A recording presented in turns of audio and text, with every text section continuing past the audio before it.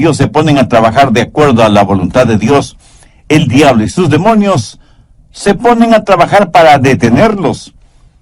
Y el diablo inspiró ciertas filosofías y ocasionó problemas para impedir que Nehemías, como hombre de Dios y líder de su pueblo, reconstruyera el muro de Jerusalén. ¿Cuáles fueron algunas de las artimañas que usó el diablo contra Nehemías? Primero, trató la mofa, burlándose del trabajo que hacían. Pero como eso no dio ningún resultado, usó las amenazas, el peligro. Pero en eso también fracasó. El siguiente paso diabólico, ¿cuál fue?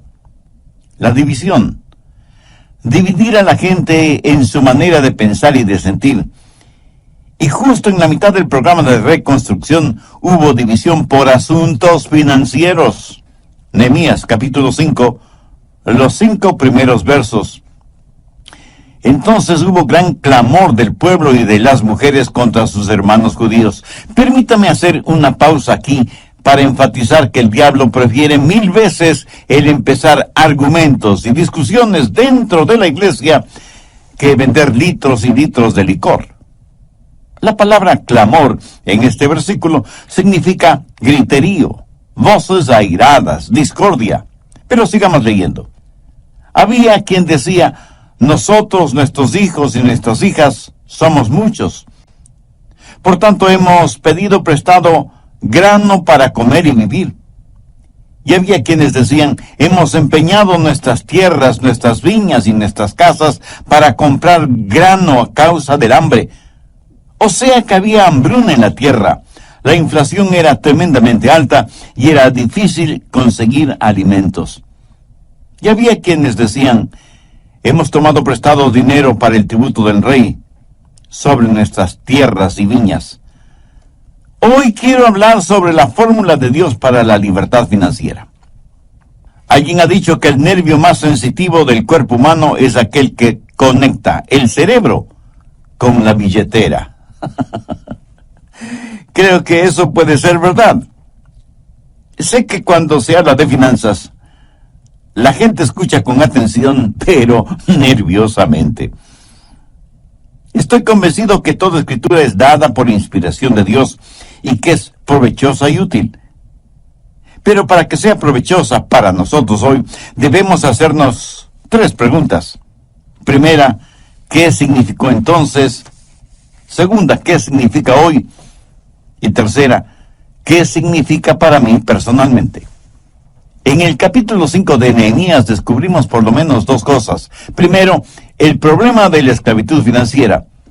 Y segundo, los principios de la libertad financiera. Veamos primero la esclavitud financiera de la gente en tiempos de Nehemías. Algunas personas dicen que la Biblia está pasada de moda. Pero solo el leer los primeros versos de Nehemías 5 es como estar leyendo las noticias financieras en cualquier periódico del mundo actual. Note 3 cosas en lenguaje moderno. Primero, luchas, problemas y divisiones en el mundo financiero. Segundo, había escasez de productos y los que había eran muy caros y era difícil conseguirlos, aún en el mercado negro. Tercero, la gente estaba hipotecando sus propiedades por segunda o tercera vez para tener dinero para comprar alimentos. ¿No le parece esto un fidedigno retrato de lo que nos sucede en la actualidad? Estamos hablando de depresión, de esclavitud financiera, cuando usted tiene que hipotecar su casa para poder alimentar a su familia. Pero no solo eso, sino que estaban ahogados en deudas. Mire Nehemías 5:4. Y había quienes decían: hemos tomado prestado dinero para el tributo del rey.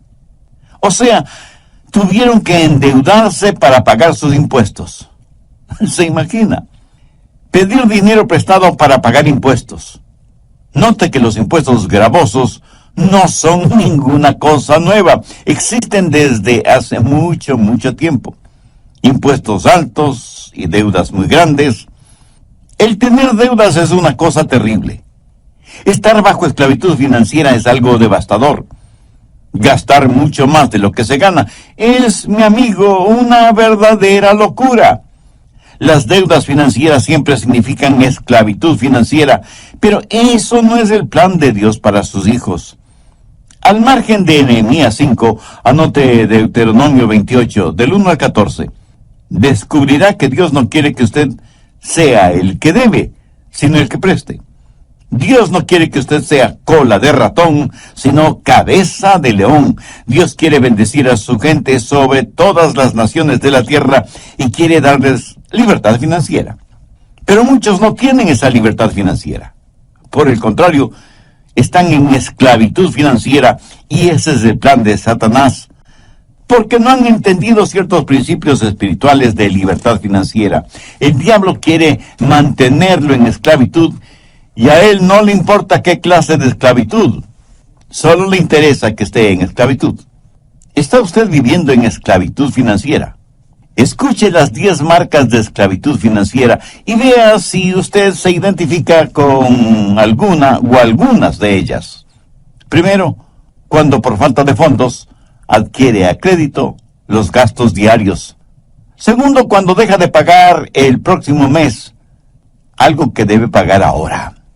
Tercero, cuando pide dinero prestado para pagar impuestos o la hipoteca. Cuarto, cuando no tiene ni la menor idea de cuánto debe. Quinto, cuando sus acreedores le llaman repetidamente para que les pague. Sexto, cuando saca de sus ahorros para pagar cuentas actuales.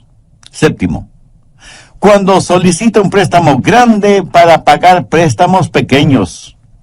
Octavo, cuando usted y su cónyuge discuten acaloradamente sobre finanzas. Noveno, cuando comienza a pensar en formas deshonestas de pagar deudas. Y décimo, cuando le es difícil el dar sus diezmos y ofrendas para Dios. Escúcheme, no estoy diciendo que una persona que hace estas cosas está fuera de contacto con Dios. Hay muchas personas que aman honestamente a Dios y sin embargo caen en esta trampa. Al diablo le fascina cuando usted es esclavo de esta manera de actuar y de hacer, como hijo de Dios.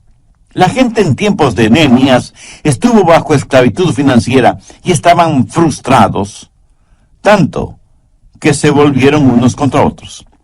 Estaban haciendo un trabajo para Dios de acuerdo a la voluntad y al plan de Dios.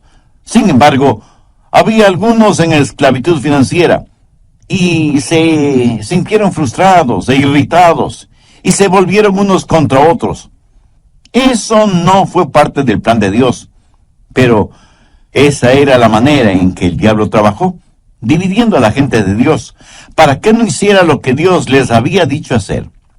Ahora, debo aclarar que no solo la gente pobre puede estar en esclavitud financiera. La gente rica también puede estarlo. Leamos Nehemías 5, versos del 6 al 8. Y me enojé en gran manera cuando oí su clamor y estas palabras. Entonces lo medité y reprendí a los nobles y a los oficiales y les dije, exigís interés cada uno a vuestros hermanos. Y convoqué contra ellos una gran asamblea y les dije, nosotros según nuestras posibilidades rescatamos a nuestros hermanos judíos que habían sido vendidos a las naciones, y vosotros vendéis aún a vuestros hermanos, y serán vendidos a nosotros. Y callaron, pues no tuvieron que responder. Verá, en la ley de Moisés estaba escrito que ningún judío podía cobrar intereses a otros judíos. A un gentil sí, pero a un judío no. Eso lo establece claramente la ley. Pero estos judíos estaban quebrantando la ley y estaban cobrando enormes intereses a su propia gente y poniéndoles bajo esclavitud financiera. Y esto realmente disgustó enormemente al profeta de Dios. Por eso los reunió y les leyó la palabra de Dios y les dijo que dejaran de hacer aquello que iba en contra de la ley. Aquellos judíos ricos que estaban aprovechándose de la situación eran tan esclavos de las finanzas como los pobres a quienes explotaban. Escúcheme, el dinero es un maravilloso siervo mientras lo tenemos como siervo, pero es un amo insensible y exigente cuando permitimos que se convierta en nuestro amo. ¿Tiene usted más fe en el dinero y en las cosas materiales que en Dios. Si su respuesta es afirmativa, usted está en esclavitud financiera, y esa es la peor clase de esclavitud que puede experimentar un hombre o una mujer. Si usted quiere saber cuán rico es, sume todas las cosas que el dinero no puede comprar y que la muerte no puede destruir. Eso, mi amigo, eso es genuina y verdadera riqueza. Tiene ambiciones y metas en su vida que no están encuadradas dentro de la voluntad de Dios. Hay cosas que quiere hacer con su dinero, proyectos financieros, y que tendría vergüenza de invitar a Jesús a que sea parte de eso. Si es así, usted está en esclavitud financiera. Tiene usted un ardiente deseo de poseer dinero y ser muy rico lo más rápidamente posible, sea como sea y caiga quien caiga. Si es así, mi amigo, usted está en esclavitud financiera. Compromete su ética y sus valores cristianos y fracasa en cumplir y honrar obligaciones morales. Si es así, usted está en esclavitud financiera. Me conmovió mucho la noticia de prensa acerca de un muy distinguido hombre de negocios que renunció a la presidencia de una importante institución por no creer y por lo tanto negarse a promocionar la construcción de un nuevo casino. Y di gracias a Dios por este hombre. Y aunque la institución tenía legalizados todos los papeles, o sea que estaba actuando dentro de los parámetros de la ley, este hombre tuvo firmes y fuertes convicciones espirituales, morales y éticas como para no querer ser parte de eso y prefirió renunciar. Por supuesto, le aceptaron la renuncia. Alguna gente muy pobre está en esclavitud financiera. Alguna gente muy rica está en esclavitud financiera. El diablo las tiene a todas. A los primeros los esclaviza por la falta de dinero y a los segundos los esclaviza por el exceso de dinero. Nehemías estaba realmente enojado con los judíos ricos y los nobles que estaban extorsionando a sus propios hermanos. Y en el verso 14 les llama la atención para que vean cómo él vivía. Nehemías no fue la clase de líder que dice: no hagan lo que yo hago, hagan lo que yo digo. Él fue la clase de líder que, como el apóstol Pablo, pudo decir: seguidme, porque yo sigo a Cristo. Veamos cómo vivió este gran líder, este gran hombre de Dios, Nehemías. Ya hay algunos principios que quiero que veamos juntos. Creo que son magníficos principios porque son principios para la libertad financiera. Y cada hijo de Dios debe estar financieramente libre, porque Pablo dice en Filipenses 4:19, mi Dios pues suplirá todo lo que os falte conforme a sus riquezas en gloria en Cristo Jesús. Bien, veamos primero el principio de prioridad. Nehemías 5, versos 14 y 15. También desde el día que me mandó el rey que fuese gobernador de ellos en la tierra de Judá, desde el año 20 del rey Artajerjes hasta el año 32, 12 años, ni yo ni mis hermanos comimos el pan del gobernador.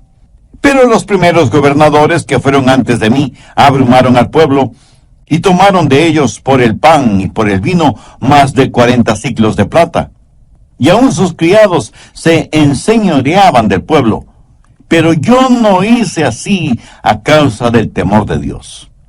Aquí Nehemías dice que, habiendo sido nombrado gobernador de ese territorio por el mismo rey Artajerjes, tenía todo el derecho de cobrar impuestos al pueblo para cubrir sus necesidades personales. O sea, tenía derecho a un salario, tal y como los anteriores gobernadores lo habían hecho. Pero note lo que Nehemías dijo: pero yo no lo hice así, a causa del temor a Dios. Nehemías tenía ciertos derechos, privilegios y prerrogativas, pero él no los utilizó. Él se rehusó a tomar lo que por derecho le pertenecía, por temor a Dios. ¿Qué quiso decir con eso? Que estando en tal estado de emergencia y habiendo tantos problemas, él estaba decidido a olvidarse de sus derechos, a fin de que Dios fuera glorificado. En otras palabras, él estaba poniendo a Dios primero. Tenía sus prioridades en orden. Dios es primero sobre todas las cosas. Mi amigo, mi amiga, ¿Está usted dispuesto a hacer lo mismo? ¿Dispuesto a poner de lado sus derechos financieros y darle el primer lugar a Dios? ¿Desea usted libertad financiera? Pues mire lo que Jesús dice al respecto en Mateo 6:33. Mas buscad primeramente el reino de Dios y su justicia, y todas estas cosas os serán añadidas. El Dios Todopoderoso no trabajará desde un segundo lugar. Y mientras usted tenga su negocio, sus planes, sus deseos, su familia, sus ambiciones como cosa prioritaria en su vida, nunca tendrá libertad financiera. Pero Jesús ha prometido que si usted tiene sus prioridades con Dios como la primerísima prioridad, y busca primero el reino de Dios y su justicia, todas las cosas correctas que anhela le serán concedidas. Ese es el principio de prioridad. Nehemías miró a las cosas que pudo haber hecho o tenido, pero no las quiso ni las tuvo porque quería glorificar a Dios. El temor de Dios, la voluntad de Dios, significó más para él que ninguna otra cosa.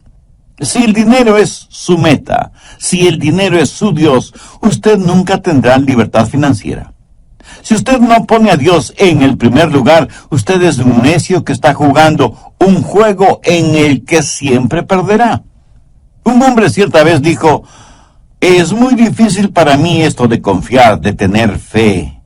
Yo manejo realidades, y realidad es lo visible, lo palpable. Bueno, sí y no. ¿Es su casa real? ¿O los muebles, o la ropa, o las flores, etcétera, etcétera? Son cosas reales en el sentido de que las vemos y están ahí, pero no son reales en el sentido de permanencia, porque no duran para siempre. Veamos 2 de Corintios 4:18. No mirando nosotros las cosas que se ven, sino las que no se ven, pues las cosas que se ven son temporales, pero las que no se ven son eternas.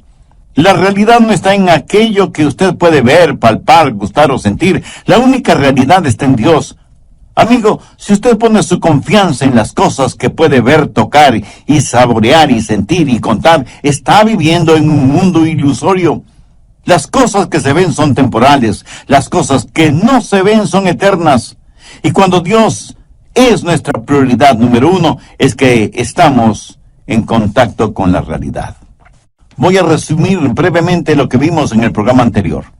Recuerde que estamos estudiando la vida de Nehemías, especialmente con lo que tiene que ver la reconstrucción del muro y de las puertas de la ciudad de Jerusalén. Estamos en el capítulo 5 de Nehemías. No se olvide que él era gobernador en el reino de Artajerjes en Persia y había escuchado de labios de aquellos que venían desde Jerusalén cómo la muralla y las puertas de la ciudad estaban destruidas. Nehemías, siendo un judío y hombre de Dios, sintió que su responsabilidad era hacer algo por su ciudad. Y como líder, convocó a los judíos para que le ayudaran en esa tarea. ¿Cómo vivió este gran hombre de Dios y extraordinario líder? En su vida hay algunos principios que quiero que los veamos juntos, porque creo que son magníficos principios para la libertad financiera. Y al término del programa anterior vimos el primer principio, el principio de la prioridad, o sea, tener como primerísima prioridad a Dios. Ni posición política, ni bienes materiales, absolutamente nada debe ocupar ese primer lugar que solo le pertenece a Dios. Y aunque Nehemías prestaba sus servicios como gobernador en un reino terrenal, era súbdito de un rey y un reino celestial. Entonces, el primer principio fue el principio de prioridad. Segundo, el principio de industriosidad o de laboriosidad. Nehemías 5:16. También en la obra de este muro restauré mi parte.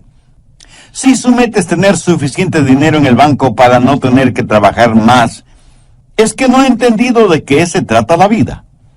Sabe que hay miles de personas que han hecho arreglos para no tener que trabajar nunca más.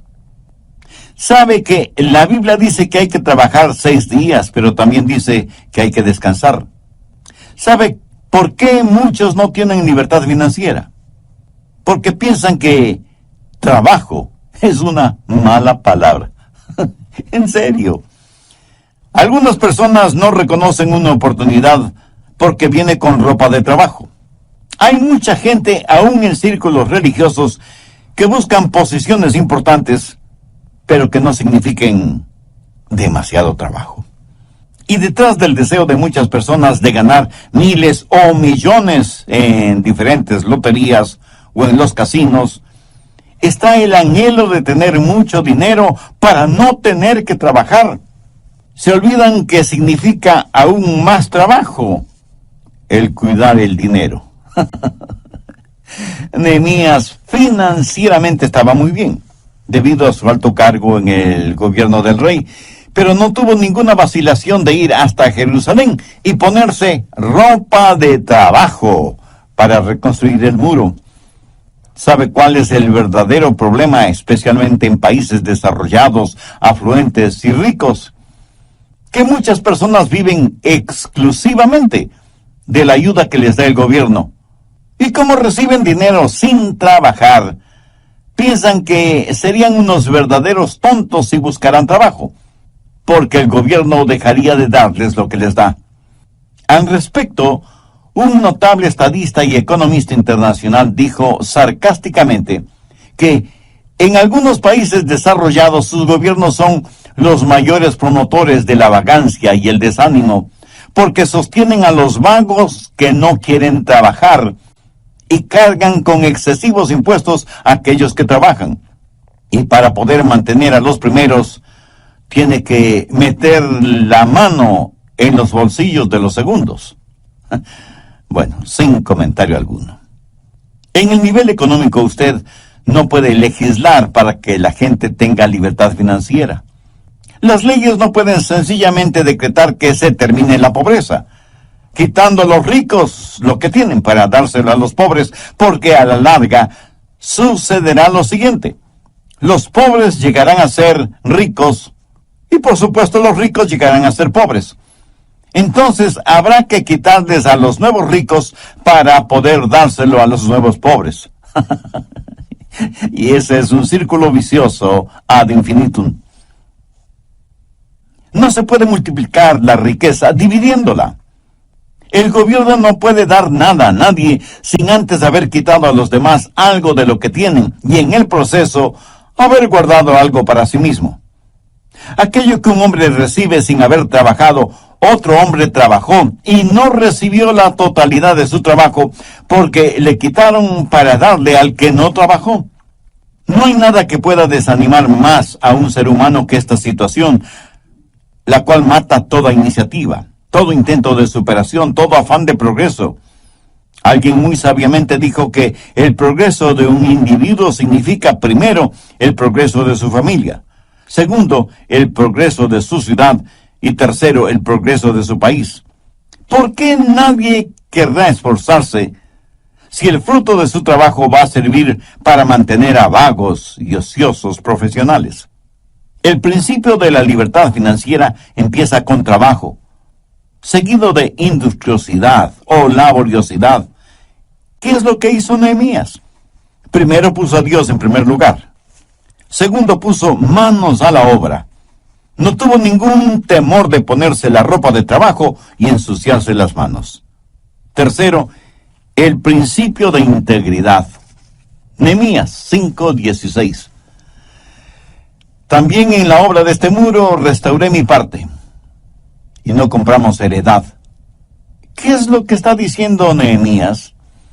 Este era un tiempo de depresión económica, pero Nehemías tenía una muy importante cuenta bancaria.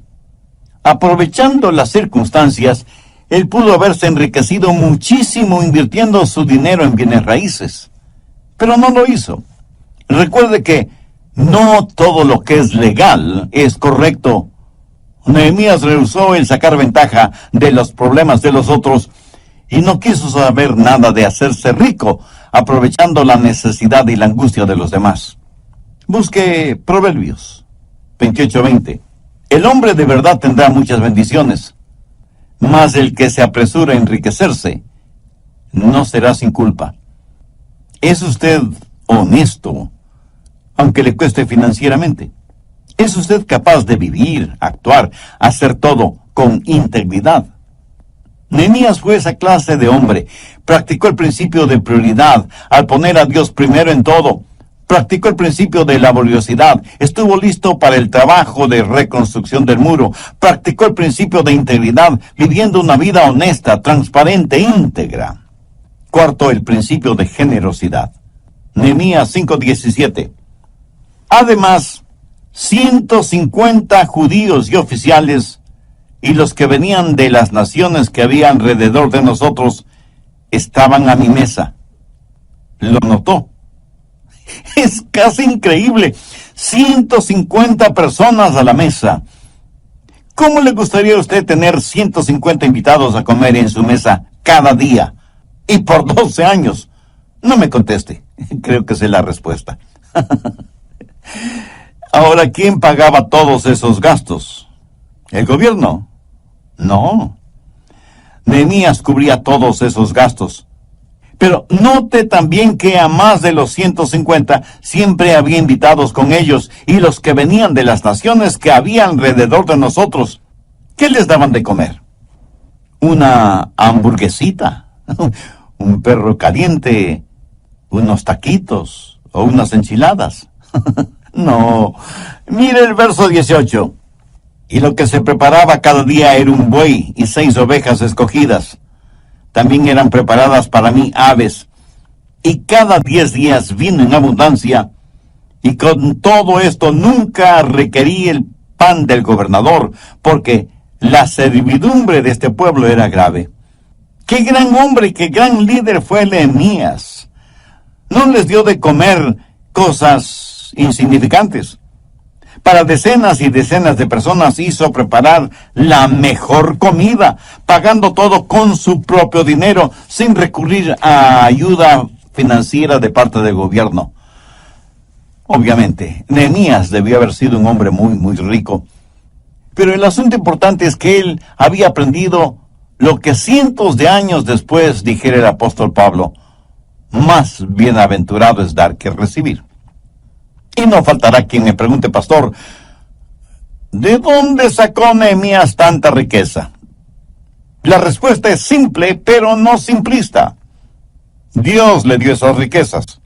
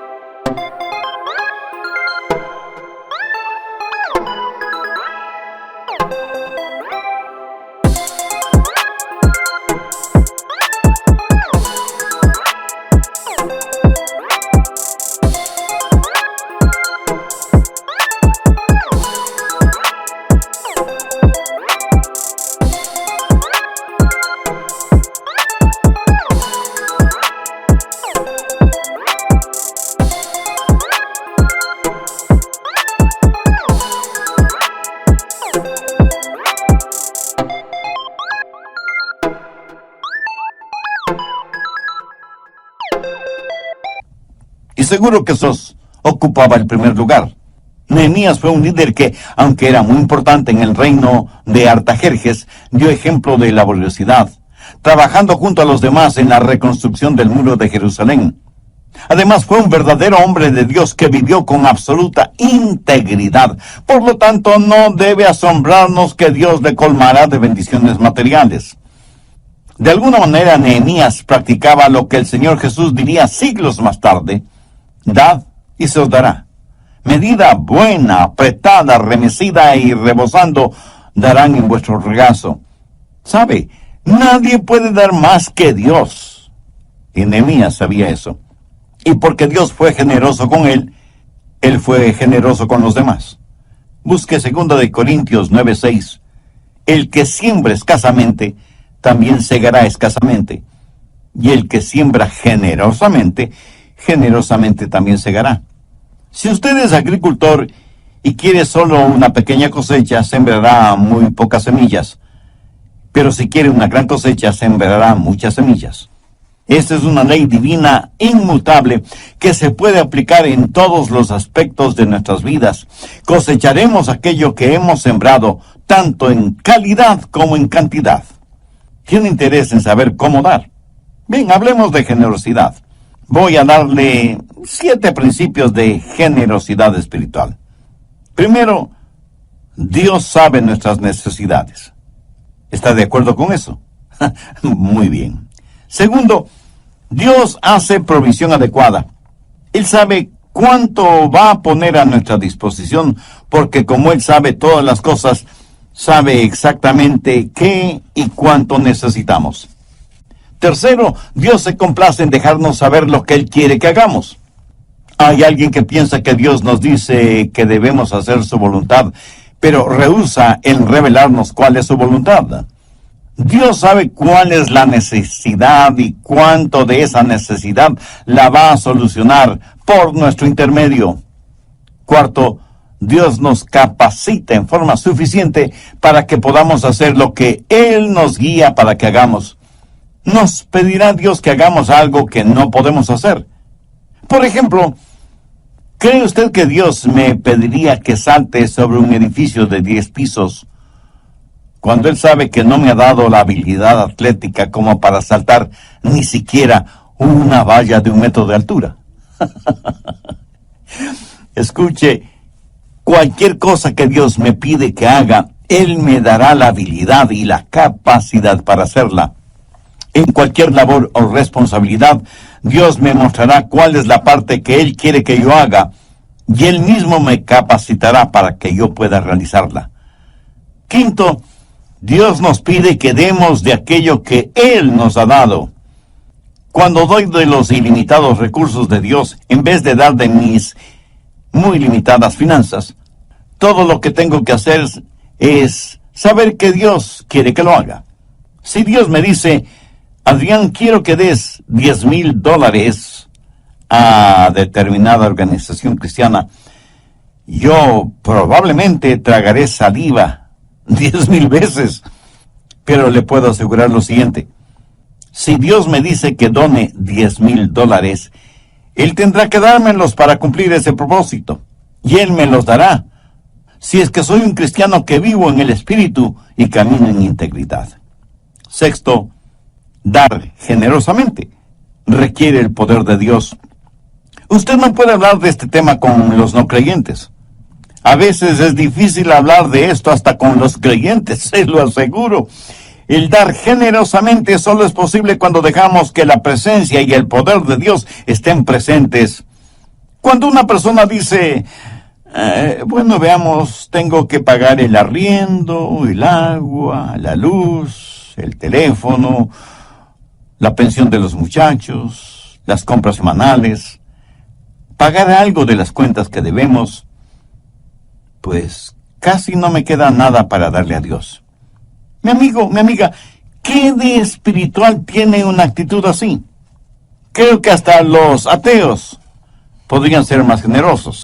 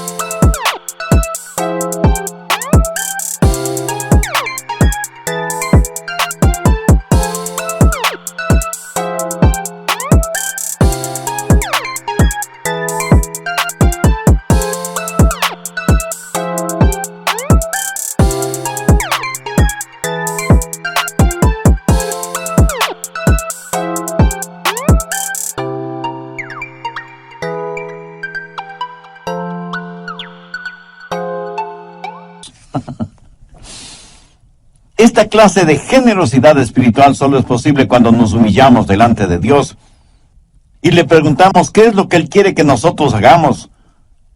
Y cuando Dios revele eso en nuestro corazón, le agradecemos porque Él nos capacitará para hacerlo. La verdadera generosidad siempre glorificará a Dios y hará que el creyente crezca. Yo creo que esa fue la clase de generosidad que Nehemías practicó. ¿Por qué? Porque él estuvo en contacto con Dios día tras día. Lo mismo estando en el palacio que estando en la muralla. Cuarto, el principio de dependencia. Nehemías 5:19. Acuérdate de mí para bien, Dios mío, y de todo lo que hice por este pueblo. ¿Cree usted que Dios se olvida de su generosidad? De ninguna manera.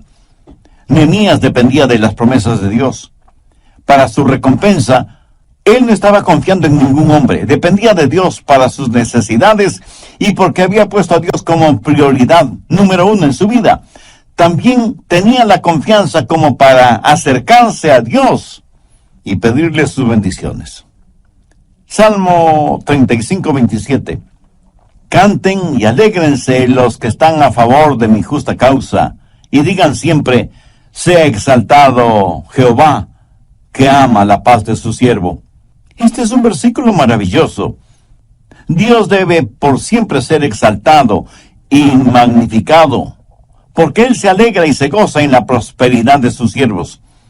Si usted es una persona honestamente próspera, Dios siente satisfacción por su prosperidad. Dios no quiere que usted viva en esclavitud financiera. Él quiere liberarlo de esa esclavitud. Estos principios, el de la prioridad, el de la laboriosidad, el de la integridad, el de la generosidad y el de la dependencia, si los pone diariamente en práctica, le puedo asegurar por experiencia propia que revolucionarán su vida espiritual y su vida financiera. Si usted aún no es un hijo o una hija de Dios, sabe que puede hacer esa decisión ahora mismo. Le invito a hacer una sencilla oración como la siguiente.